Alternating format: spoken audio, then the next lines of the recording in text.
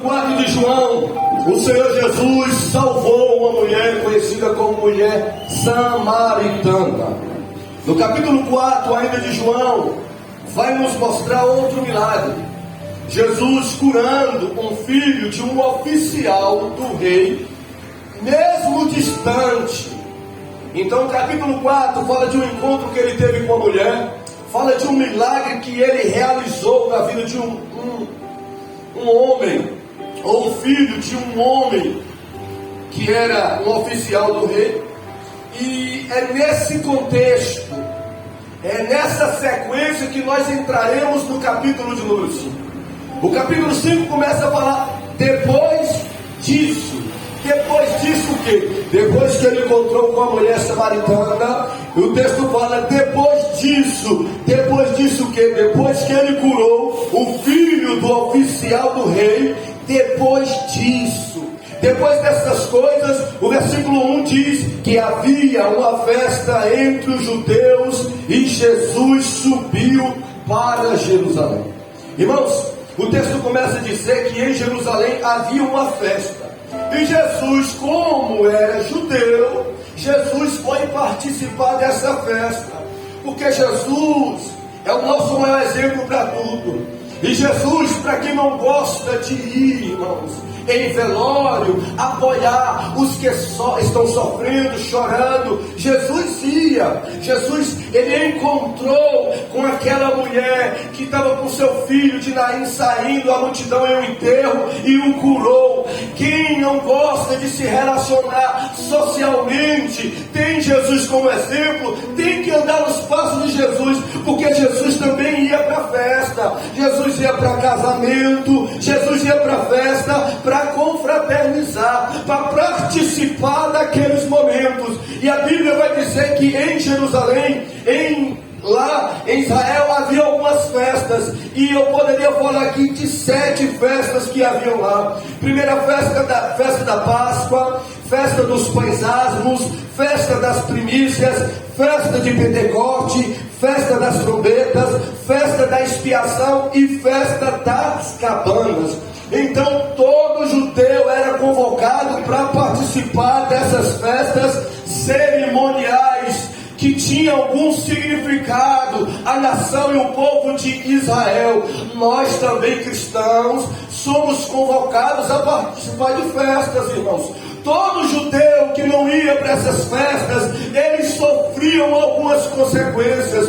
Nós temos mensalmente a festa da ceia, aonde nós celebramos a nossa salvação, aonde nós adoramos o nosso Salvador, e todo cristão é convocado por Deus, por Jesus, pelo Espírito Santo a participar dessa festa.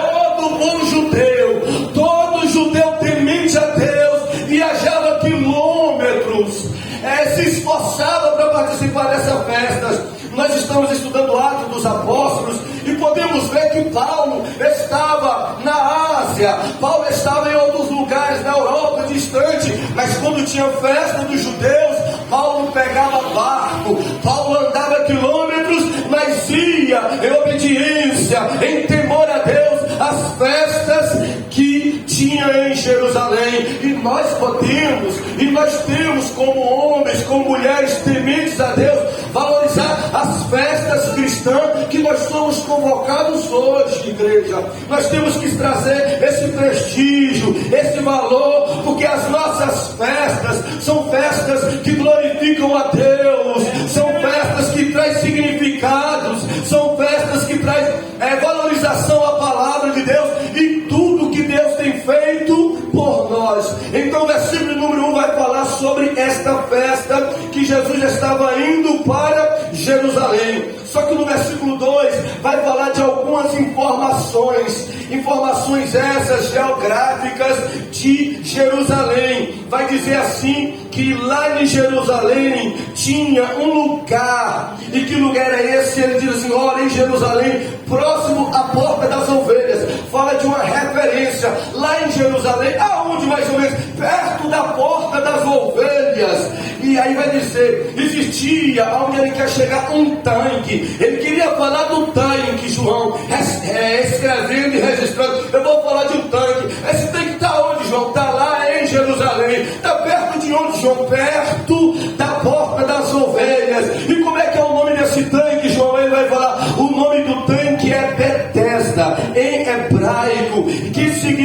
significa lugar ou casa da misericórdia. Eu já começo a entender algo, que Jesus ele estava indo para uma festa em Jerusalém. Jerusalém já significa a palavra lugar de paz. Aí Jesus mudou a sua rotatória, deixou de ir para um lugar de paz, lugar de conforto, lugar de celebrar, lugar de alegria, para ir para um lugar de exercer a sua misericórdia. E quem é que estava nesse lugar? Quem é que estava nesse tanque que tinha o nome de Betesda, que era o lugar de exercer misericórdia? O versículo de número 3 vai dizer: neste jazia grande, não pequena, grande multidão de enfermos, cegos, coxos e paralíticos, esperando o movimento das águas. Está explicado, o versículo 3 explica o versículo 2. Porque que era um lugar, Wellington, que tinha que exercer misericórdia? Porque era um lugar onde tinha pessoas doentes, pessoas paralíticas, pessoas cegas, pessoas que eram coxos. Quem habitava, quem estava, quem permanecia naquele lugar eram pessoas que estavam doentes, enfermas, debilitadas, pessoas com morbidades. E quem é que vai deixar de ir para uma festa, para um lugar de paz, para um lugar de confraternização, para um momento tão maravilhoso, para ir para um lugar onde tem gente doente, para ir para um lugar onde tem gente debilitada, para ir para um lugar onde só tem gente enferma? Jesus troca, Jesus muda, Ele substitui essa rota, Ele deixa de ir para este lugar para ir ao encontro desses aflitos, desses necessitados, desses que precisam da sua misericórdia. E até hoje, Jesus está na glória, Jesus está à destra de Deus. Atos capítulo 7, estamos os céus abertos e Ele à direita do Pai, Ele está lá, lugar de paz, de segurança. E às vezes Ele deixa, aleluia, às vezes mesmo estando lá, melhor dizendo, Ele vem aqui na Peniel contemplar pessoas que estão doentes, pessoas que estão com morbidades, pessoas que estão enfermas, pessoas que estão aflitas, pessoas que estão com dores. Para quê, pastor? Para operar milagres e realizar maravilhas. A Bíblia diz: por que essas pessoas se ajuntavam lá, nesse tanque de Betesda? Para quê? Qual era o motivo? Qual era a razão, Júnior, dele se encontrar lá? O versículo 4 vai dizer: porque um anjo descia em certo tempo ao tanque e agitava a água, e o primeiro que ali descia, depois do movimento da água, sarava de qualquer enfermidade que tivesse. O versículo 4 vai explicar. Por isso que aquele lugar estava cheio dessas pessoas. Que lá, o texto fala que descia um anjo, de tempo em tempo, não fala qual tempo. E este anjo, que é um ser criado por Deus, que tem poder, autoridade para exercer da parte de Deus, descia, movia as águas, e aquele tanque que era cercado de pessoas, o primeiro que entrava na água, quando as águas eram agitadas, o texto fala que eles ficavam curados. Ficavam curados. Olha que coisa extraordinária. Olha que maravilha. Aí o versículo 5 vai dizer assim, vai contar a história de um homem. Lá tinha uma grande multidão. Isso fala de inumeráveis pessoas. Não dava para contar, William, quantos tinha lá. Era grande multidão. Não dava para contar. Aí no meio dessa grande multidão, o texto vai apontar Arthur para um. Vai contar a história de um. Quem é esse um? Versículo 5. Estava ali um homem, dentre tantos um homem. Quanto tempo tinha que ele estava lá? Havia 38 anos que se achava enfermo. Aquele homem não tinha 38 anos de idade, como o Marinaldo tem, eu acho. Aquele homem tinha 38 anos que estava doente. 38 anos de enfermidade. enfermidade. Aí alguns podem dizer: mas será que curava mesmo, pastor? Será que o anjo descia, movia e as pessoas eram curadas mesmo? O versículo 5 pode tirar dúvida de muitos. Como esse homem ia permanecer neste lugar 38 anos esperando ser curado, se ele nunca tivesse visto ninguém ser curado lá, Claudio? Acho que no quarto, quinto ano ele já ia embora. Eu estou aqui 4 anos vendo, ninguém nunca foi curado. É mentira, é história, eu vou embora. Mas tinha 38 anos que ele estava lá, irmãos. Isso nos leva a entender e a pensar que acontecia milagres naquele lugar. Isso levou este homem a ficar 38 anos ali, perseverando. Aí, se nós formos analisar, irmãos, 38 anos esperando um milagre, 38 anos esperando uma cura, 38 anos sofrendo, padecendo, não é 38 dias. 38 anos se esforçando para alcançar o que tanto deseja, não é 38 semanas, irmãos. 38 anos rastejando, suplicando o seu milagre, não é 38 meses, é 38 anos, anjo. É muito tempo. É muitos anos. E este homem continuava lá, nesse tanque, até que o versículo 6 diz assim: e Jesus, vendo este deitado e sabendo que estava neste estado havia muito tempo. Versículo 6 vai dizer: e Jesus vendo e sabendo. Tinha 38 anos que aquele homem estava lá, Osmar. 38 anos doente, perseverando pela cura. Mas até que chegou um na história, na vida, um que vai entrar no cenário daquele homem. E o texto fala: quem é esse? É Moisés? Não. É Abraão? Não. É Gideão? Não. É Sansão? Também não. É Jesus. O texto começa a dizer: e Jesus vendo e sabendo. Jesus é mais do que qualquer um desses profetas. Jesus é mais do que qualquer um heróis da fé. Jesus é mais do que qualquer um mestre. Jesus, ele não só vê, mas ele conhece a história de cada pessoa. O texto diz: Jesus vendo e sabendo. Eita glória! Jesus vai entrar na história, na vida de um homem que vive na mesmice, que vive na rotina. Jesus vai entrar na vida de um homem que a vida por muitos anos é a mesma coisa, não é mudada, não é transformada, não tem novidade. Aí Jesus chega.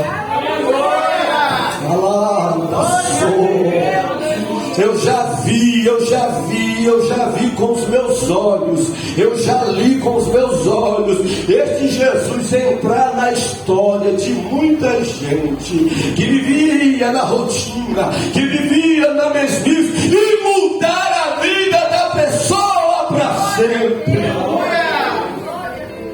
Esse Jesus que o texto diz que apareceu na vida de um homem chamado Bartimeu, que estava cego e foi curado. Esse Jesus que apareceu na vida deste paralítico é o mesmo Jesus que surgiu na vida da filha de Jairo e ela foi ressuscitada. Esse mesmo Jesus que apareceu na vida deste homem é o mesmo que se manifestou na vida do gadareno endemoniado e ele foi liberto. Esse mesmo Jesus chegou também na vida da mulher pecadora, como a irmã Cristiane falou, e ela foi perdoada. Esse mesmo Jesus foi o que foi até o leproso, o homem que estava cheio de lepra, e foi restaurado da sua lepra. Foi esse mesmo Jesus que apareceu na vida desse homem.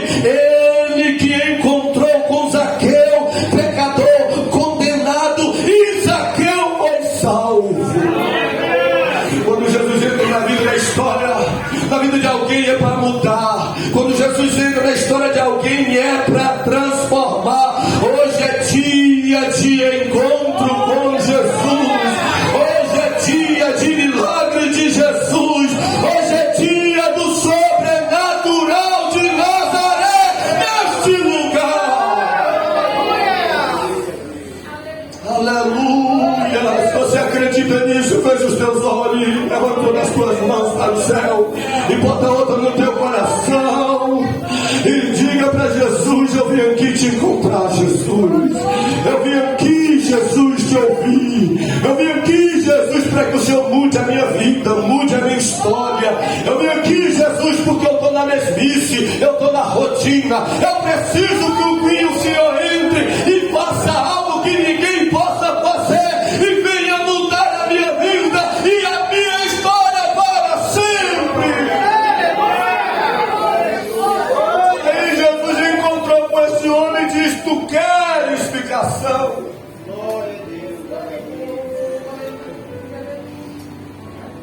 Engraçada a pergunta de Jesus, né? Olhou para o homem, 38 anos, sabendo de tudo. Tu quer ficação? Glória a Deus. Por que Jesus perguntou, irmão? Uma pergunta óbvia, né? Porque tem gente que se acostuma com a mesmice. Tem gente que acostuma com a mesma vida, cai na rotina.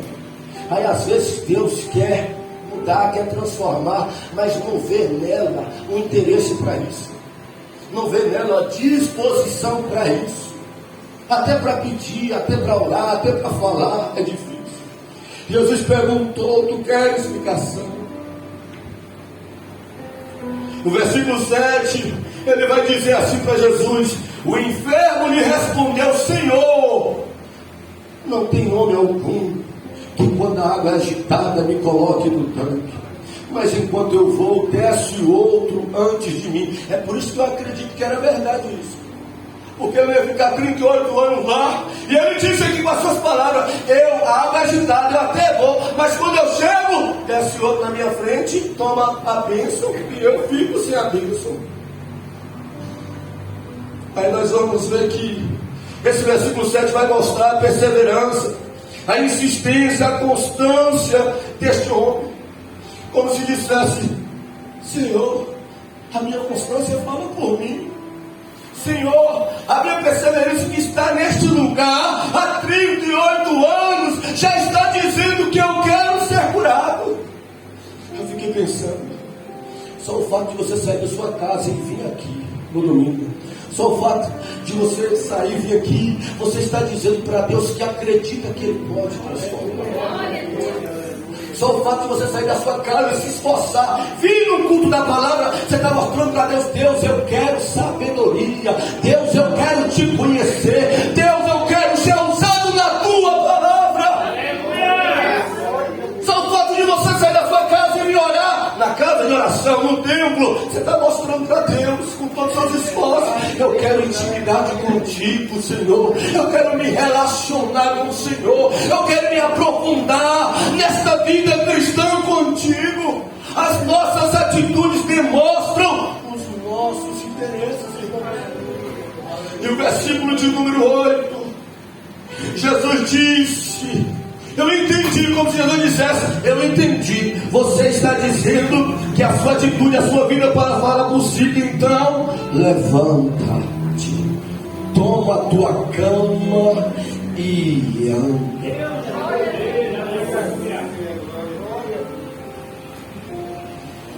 Oh, irmãos, eu fiquei a pensar. O Senhor Jesus curou pessoas que estavam doentes de dias.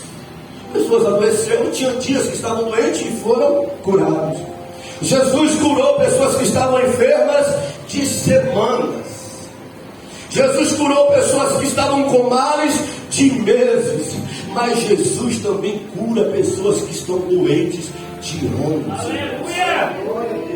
Porque a probabilidade, né, é de que o tempo passa, a doença fica mais crônica, fica mais difícil para que alguém seja curado. Só que com Jesus, no primeiro dia da doença, para ter 40 anos de doente, é a mesma coisa.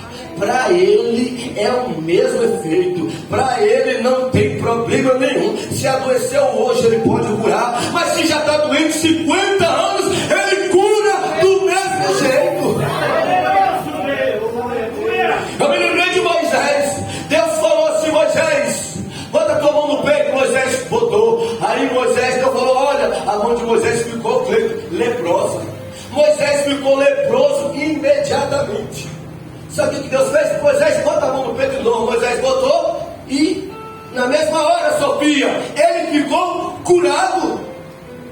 significa que Deus cura, que adoece no mesmo dia. No mesmo dia ele ficou leproso, no mesmo dia Deus curou. Mas a Bíblia fala de Naamã, que já tinha de Ageu anos que estava leproso. Anos que estava leproso. E Deus também, décadas, e Deus curou Naamã também.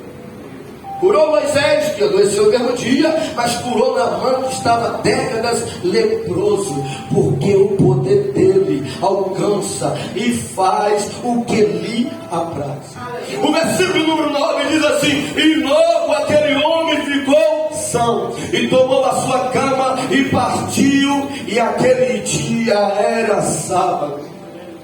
O texto começa a dizer, irmãos, que logo aquele homem ficou são. Essa expressão chamou a minha atenção. E logo, Paulo, e logo ficou são. Por que isso? Porque para quem estava muito tempo esperando, irmãos, Deus tem um logo. Para quem tem muito tempo perseverando, Jesus tem um imediato. Para quem tem muito tempo aguardando, o Espírito Santo tem uma urgência para operar na vida desses. Chegou a sua vez, meu irmão. Chegou a sua vez, minha irmã, de ser abençoado.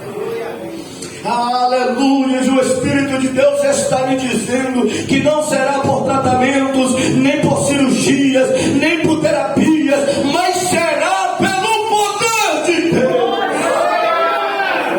Aleluia, eu não estou desprezando os profissionais da medicina, porque o próprio Deus operou de algumas das vezes dessa forma, como o rei Ezequias. O rei Ezequias adoeceu de uma doença crônica e Deus usou o profeta Isaías para falar com ele que ele iria ficar curado. Mas Deus não mandou o profeta orar, Deus não mandou o profeta profetizar. Deus disse para ele: olha, manda ele passar pasta de fio nas suas enfermidades para que ele fique são. Então Deus não curou de uma forma sobrenatural. Eu acredito que Deus usa os profissionais da medicina para realizar milagres, para realizar curas, através de cirurgia, de tratamento, de terapia.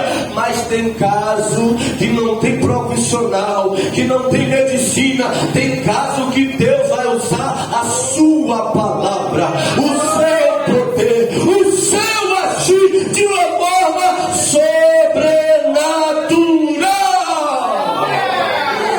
Oh, quem crê nisso? Quem crê que Deus é o Deus do sobrenatural? Quem crê que Deus opera milagres sem levar para a boca de cirurgia? Quem acredita que Deus cura sem terapia? Quem acredita que Ele sara sem mesmo nenhum tratamento? Pelo poder da sua palavra, pela ação do seu Espírito, pelo agir do nosso Senhor Jesus Cristo. Você acredita nisso? Então diga para Ele, porque Ele está me dizendo que vai fazer milagres de uma forma sobrenatural.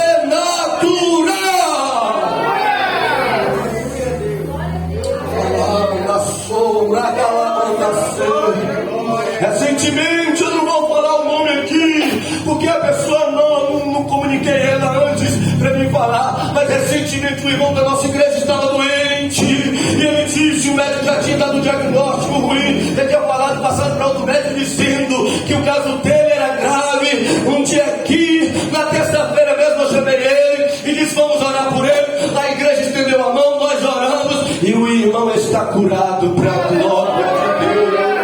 Os meus olhos já viram um pastor chegar na UPA aí de Tapetinga, com alguém na UTI, todo há 3 dias, sem conversar, esperando uma vaga, e o pastor chegou lá em nome de Jesus, orou, e na mesma hora, imediatamente ou logo, ele abriu os olhos e levantou e sentou e recebeu alta do hospital.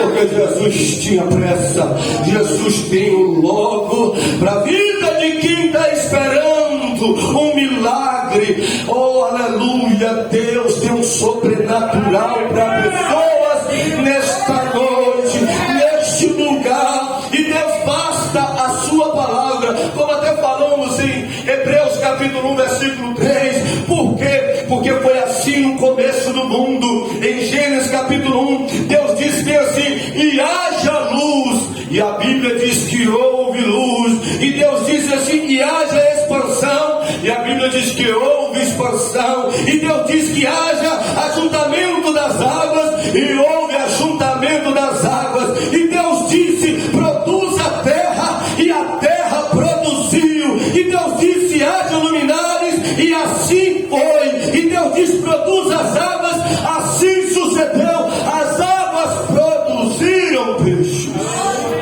Basta Deus falar. Basta Deus falar. O milagre vai acontecer. O sobrenatural de Deus vai acontecer. Deus vai te tirar dessa mesmice. Deus vai te tirar dessa rotina.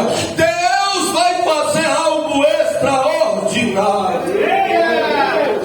O versículo número 10 vai dizer: aquele que era invisível para muitos agora estava sendo notado na festa. Então os judeus disseram àquele que tinha sido curado: é sábado, não tinha visto levar a tua cama. Aquele homem, para muitos era um zero à esquerda, não era notado, não era visto, até ter um encontro com Jesus, até ser curado por Jesus. Agora ele estava sendo notado na festa. O versículo 11 vai dizer assim: ele respondeu: aquele que me curou, ele próprio me diz: toma a tua cama e anda. Jesus curou aquele homem e deu ordem para o mesmo levar a sua cama. E isso iria contrariar as pessoas insensíveis. Então Jesus faz coisas extraordinárias, irmãos, que deixa outros contrariados com seus feitos. Então Jesus faz maravilhas na vida de algumas pessoas, que muitos, ao invés de se alegrar, ficam aborrecidos, ficam contrariados com os feitos que Jesus faz na vida de uns. Eu já ouvi alguns dizer: eu não gosto que contam testemunho na igreja. Fica contrariado. Eu já ouvi com esse ouvido gente dizendo: eu não gosto, porque eu estou esperando meu milagre tanto tempo e não acontece comigo e na vida dos outros. E aí os irmãos vão dizer lá sobre milagre, a gente fica meio frustrado. Isso aconteceu lá e continua acontecendo hoje. Mas Jesus não está nem aí, viu? Quando Jesus quer operar, quer fazer, nem que ninguém fique contrariado, ele cura, ele abre porta, ele abençoa, ele levanta, ele faz sinais e maravilhas. O versículo 12 diz assim: perguntaram-lhe, pois, quem é o homem que te disse: toma a tua cama e anda? O nosso testemunho, por isso que é bom a gente falar o que Jesus fez na nossa vida, porque o nosso testemunho vai levar os outros a perguntar: quem foi que fez isso? Quem foi que colocou você nessa condição? Quem foi que abriu essa porta para você? Quem foi que fez esse milagre na sua vida? Como eles se interessaram: quem foi? Quem foi? Aí o versículo 13 vai dizer que e o que fora curado não sabia quem era, porque Jesus se havia retirado em razão de daquele lugar haver grande multidão. Aquele homem nem conhecia Jesus. O paralítico nem conhecia Jesus. Eu fiquei vendo a bondade de Jesus, irmãos. Jesus faz milagre. Jesus abençoa até mesmo quem não conhece Ele. Isso é o que? Bondade de Jesus. A Bíblia diz que Ele manda o sol para os ímpios, para os justos e para os ímpios. Não é só para os justos. Ele manda o sol e a chuva para todos. Isso fala da bondade dele, da graça dele. Ele nos trata melhor do que merecemos, irmãos. O versículo 14 vai revelar 38 anos aquele homem paralítico. Então, 38 anos que ele estava doente. Ele não nasceu paralítico.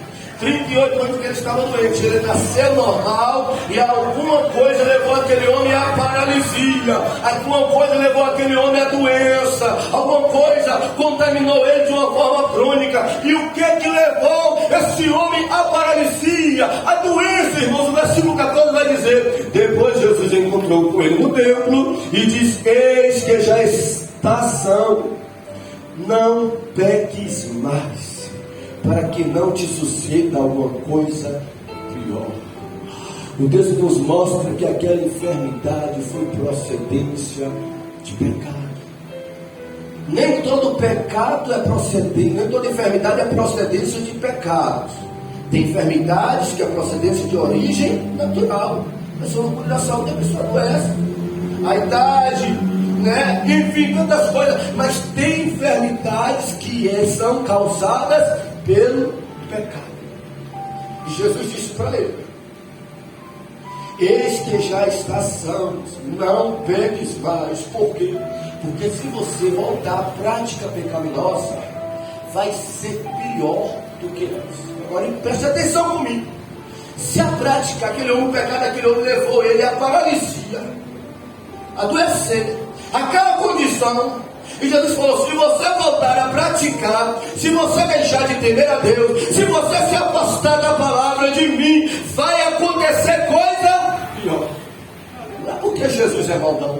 Quem é mau é o pecado.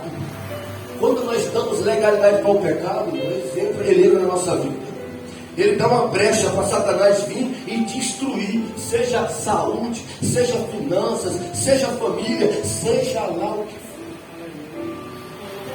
Então o Senhor Jesus mostrou a causa e disse para ele: quer continuar bem? Continue obedecendo. E o Espírito de Deus está falando. Está bem, está só, você pode olhar para trás, para o retrovisor da sua vida e olhar: estou bem hoje, estou com paz, eu sou uma pessoa salva, eu tenho Deus na minha vida, eu não vivo mais na escravidão que eu já vivia, mas o Espírito Santo está mandando eu te dizer: continue não vivendo, não viva, não dê lugar ao pecado, porque se dá, volta para uma condição pior. Aí o versículo, nós vamos ver que Jesus, nesse versículo 14, ele vai revelar a causa da enfermidade, ele vai advertir dos males do pecado. E no 15, para finalizar, e o homem diz: e aquele homem foi e anunciou aos judeus que Jesus era o que curava. Tem milagres que Jesus faz, como fez das pessoas que não conhecem ele, para que as mesmas possam a conhecer ele. Porque o texto fala: agora aquele homem voltou, e aquele homem foi e anunciou aos judeus que Jesus foi quem o curava. Jesus curou, aquele homem foi para o templo, encontrou com Jesus no templo, soube que era Jesus e voltou anunciando: quem me curou foi Jesus. Eu não sabia, mas através do milagre, através da cura, eu fui para o templo, eu encontrei com ele, eu conheci ele, e foi ele quem operou o milagre na minha vida. O Senhor, ele quer, irmãos. Ele faz milagre em nossos lares, ele faz milagre nos nossos trabalhos, ele faz milagre na rua, mas todos os milagres que ele faz, ele espera e deseja que os mesmos que receberam desses milagres, em cultos nos lares, em cultos evangelísticos nas ruas, em qualquer outro lugar, venha para a casa dele, encontrar com ele, adorar ele e agradecer a ele. Vamos ficar sobre os nossos pés. Eu queria, irmão, chamar aqui: se alguém tem algum tipo de enfermidade ou doença, eu quero que você venha aqui na frente, porque nós vamos orar por você.